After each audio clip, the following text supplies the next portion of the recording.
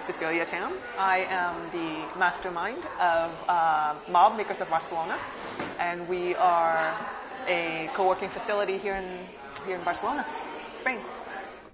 How would you describe your business in one tweet? We unite talents, local and international, and house them in 1,000 square meters of goodness. Where does the idea come from? When I was studying my Master of Architecture back in the States, we were studying in this big, massive space, very open. There was always something happening. There was exhibitions, there was events, there were talks, there were, people inspiring you all the time because you see the intensity of everyone working. And when I graduated from architecture, I came to Spain, and I felt like someone just chopped off my arms because I didn't have that community anymore. There were no tools, there were no resources, there were no place for me to go.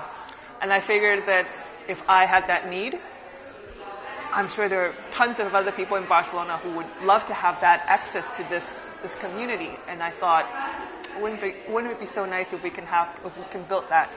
And that's where we started. How did you market the company?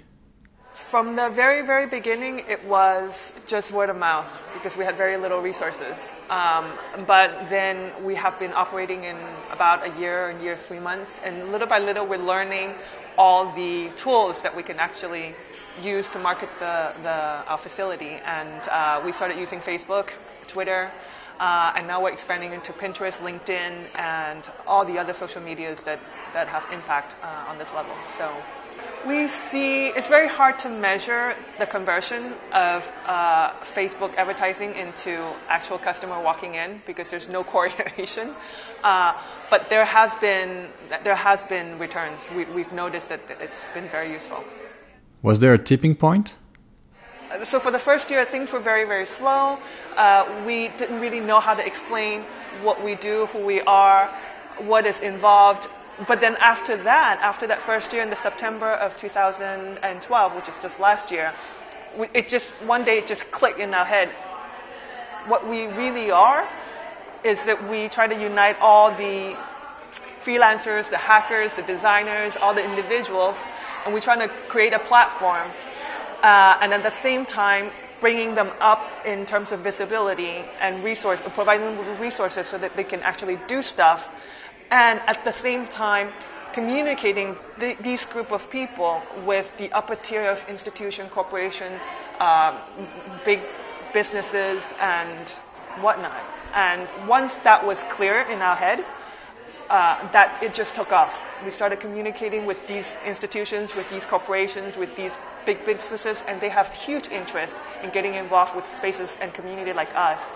And it was simple from then on. The problem with big businesses nowadays, or institutions or whatnot, they become very stale in their ideas or in their ways of working.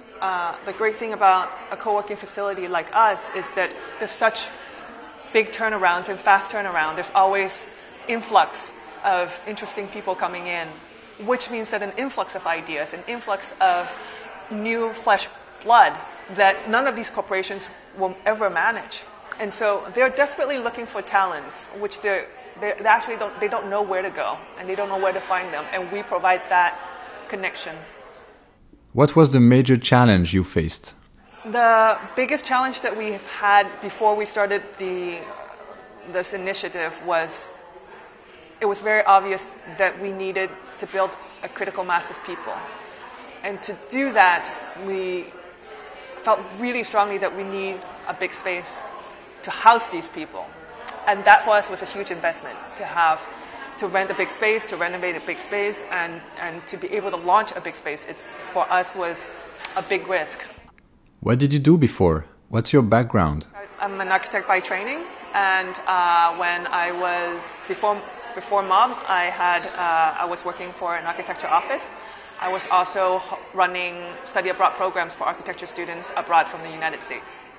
What do you like the most about being an entrepreneur? I learned something new every single day being an entrepreneur because I didn't come from an entrepreneur background. I mean, I studied design, architecture, everything is like, ooh, beautiful. But the world is there's so much more to learn. And entrepreneurship is like, depending on what you're doing, it's all new and it's all, for me, it's very refreshing. So even after a year and a half of operation, I'm still finding new challenges and new things that I have to solve. And I think that's actually kind of fun being an entrepreneur. What skill is absolutely necessary to succeed in creating a business? I think that the most important thing to have a successfully run business is to be able to problem solve. And I think not only problem solving in the traditional sense, if not in a creative sense, that just looking at the problem not directly but in all directions. And I think it's key. And I didn't know how to do that before. But coming from a design background helped, because I was looking at it in different perspective, and working in an environment like this, because we have so many different disciplines working in this field, I could get their perspective on the same problem, which is fantastic. What do you need to do your work? Internet. I am connected 24/7. It's actually obsessive. But I'm connected all the time. I don't have one specific tools. It depends on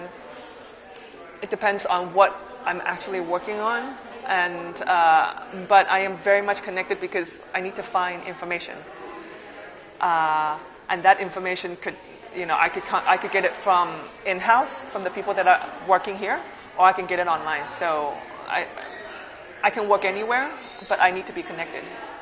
What 3 apps do you use all the time? WhatsApp. To communicate, I think it's fantastic. I use a lot of Pinterest, and I use a lot of Twitter. So we're always constantly communicating with our community. What book changed your life? But I did read, I can't remember the name of it, The Blindness, by a Portuguese writer. And it was about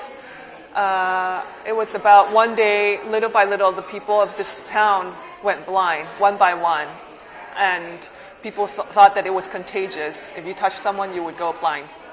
And slowly the whole entire town went blind. The army of the country put them into quarantine and locked inside a hospital. They couldn't leave. They just kind of fed them food underneath the door. No one came to clean them up because they were infected.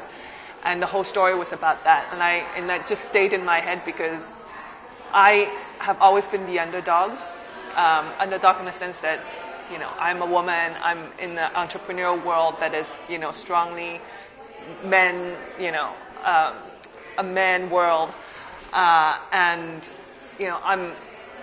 I'm Asian in a European setting. I've always been the underdog. And reading this book was like seeing how people have been treated being, the minority. And it kind of hit me. And I didn't want to be the victim anymore. I didn't want to be treated like, because she's Chinese, just set aside. No, I'm going to do something different, and I'm gonna show them that, we're not to be forgotten. What would you say to someone who is affected by the crisis? The crisis had hit everybody, all across. There has probably very few exceptions. And so I would say just get off your butt and do something. You have 2 choices. You can sit there and whine and complain and cry about it, or you can get up and do something. It's very clear to me, just choose your path. Only you can do what you can to change your life. No one else can, crisis or no crisis.